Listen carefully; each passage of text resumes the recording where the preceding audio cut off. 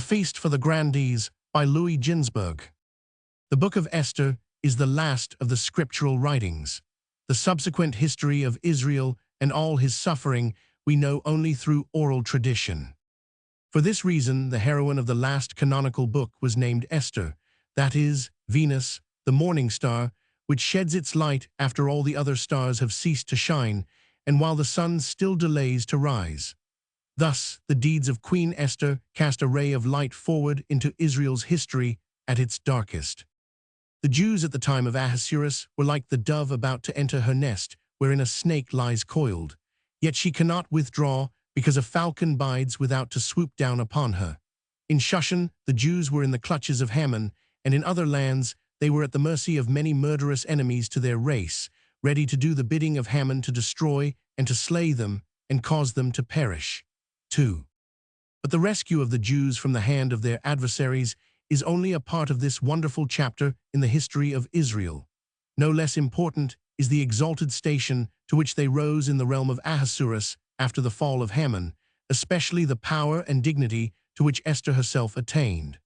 On this account, the magnificent feast prepared by Ahasuerus for his subjects belongs to the history of Esther. The splendor of his feast is the gauge whereby to measure the wealth and power she later enjoyed. 3. Ahasuerus was not the king of Persia by right of birth. He owed his position to his vast wealth, with which he purchased dominion over the whole world. 4. He had various reasons for giving a gorgeous feast. The third year of his reign was the 70th since the beginning of Nebuchadnezzar's rule, and Ahasuerus thought it quite certain that the time had passed for the fulfillment of the prophecy of Jeremiah foretelling the return of Israel to the Holy Land. The temple was still in ruins, and Ahasuerus was convinced that the Jewish kingdom would never again be restored. Needless to say, it was not Jeremiah who erred. Not with the accession of King Nebuchadnezzar had the prophet's term of years begun, but with the destruction of Jerusalem. Reckoned in this way, the 70 years of desolation were at an end exactly at the time when Darius, the son of Ahasuerus, permitted the rebuilding of the temple. 5. Beside this mistaken cause for a celebration, there were reasons personal to Ahasuerus why he desired to give expression to joy. A short time before, he had crushed a rebellion against himself, and this victory he wanted to celebrate with pomp and ceremony. 6. The first part of the celebration was given over to the 127 rulers of the 127 provinces of his empire. His purpose was to win the devotion of those of them with whom otherwise he did not come in direct contact. But can it be said with certainty that this was a good policy? If he had not first made sure of the loyalty of his capital, was it not dangerous to have these rulers near him in case of an insurrection? For 6 whole months, he celebrated the feast for the grandees, the nobles, and the high officials, the latter of whom, according to the constitution, were all required to be Medians under the Persian king Ahasuerus, as they would have had to be Persians under a Median king. 7. This was the program of the feast. In the first month, Ahasuerus showed his treasures to his guests. In the second, the delegates of the king's royal vassals saw them. In the third, the presents were exposed to view. In the fourth, the guests were invited to admire his literary possessions, among them the sacred scroll. In the fifth, his pearl and diamond-studded ornaments of gold were put on exhibition, and in the sixth, he displayed the treasures which had been given him as tribute. 8. All this vast wealth, however, appertained to the crown. It was not his personal property.